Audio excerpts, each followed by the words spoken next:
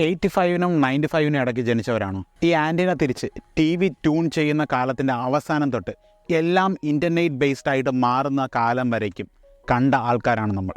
Radio പ്രോഗ്രാംസും Mario, road rash, ഇനി വണ്ടി കയറിയാൽ പോലും പൊളിഞ്ഞു പോകാത്തൊരു നോക്കിയ ഫോൺ, പൊട്ടിപ്പോകുമ്പോൾ പെട്ടെന്ന് തന്നെ സാധനങ്ങൾ എറിഞ്ഞു കളയാതെ അത് ശരിയാക്കാൻ നോക്കിയിരുന്നൊരു ജനറേഷനാണ് നമ്മൾ.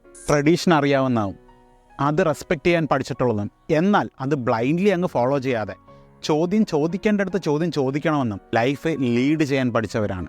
നാസയുടെ മുന്നറിയിപ്പൊക്കെ ഇല്ലേ, സോളാർ സ്റ്റോം വരുന്നുണ്ട്, ഇൻ്റർനെറ്റ് തടസ്സപ്പെടും, ആ ഒരു മെസ്സേജസ് ഫോർവേഡ് ചെയ്യാത്തൊരു ജനറേഷനും ഇതിൻ്റെയൊക്കെ വ്യത്യാസം അറിയാവുന്ന, എന്നാൽ ചുമ്മാ ഈ ഐ ഡോണ്ട് കെയർ എന്നുള്ള ആറ്റിറ്റ്യൂഡ് കാണിക്കാത്തൊരു ജനറേഷനും. അങ്ങനെ എല്ലാ ജനറേഷൻസിൻ്റെയും വളരെ ബ്യൂട്ടിഫുൾ ആയിട്ടുള്ള ഒരു ഐഡിയ അഡോപ്റ്റ് ചെയ്ത് അതിന് തക്ക രീതിയിൽ ലൈഫ് ലീഡ് ചെയ്യാൻ പഠിച്ചവരാണ് നമ്മൾ. ഹാർഡ് വർക്കാണ് ഒരേ ഒരു വഴിയെന്ന് ചിന്തിക്കാത്ത, സ്മാർട്ട് വർക്ക് ചെയ്യണം എന്ന് പഠിച്ചു വെച്ചിട്ടുള്ള, എവറിത്തിങ് ഷുഡ് ബി ഫൺ എന്ന് ചിന്തിക്കാത്ത ഒരു ജനറേഷനാണ് നമ്മൾ. ഇത് നിങ്ങളെപ്പറ്റി സത്യമാണെങ്കിൽ ഇത് നിങ്ങളുടെ സ്റ്റോറി ആയിട്ട് ഷെയർ ചെയ്തോളൂ. നിങ്ങൾ മനസ്സിലാക്കേണ്ട ഒരു കാര്യമുണ്ട്, ഈ രണ്ട് ജനറേഷൻ്റെയും ബ്യൂട്ടിഫുൾ ആയിട്ടുള്ള എല്ലാ കാര്യങ്ങളും നിങ്ങളുടെ ലൈഫിലുണ്ടെങ്കിൽ എന്തിനാണ് നിങ്ങൾ ഇത്രയും വറി ചെയ്യുന്നത്? Everything will work out. നിങ്ങൾക്ക് അത്രമാത്രം റെസീലിയൻസ് ഉണ്ട്, നിങ്ങൾക്ക് അത്രമാത്രം സ്ട്രെങ്ത് ഉണ്ട്.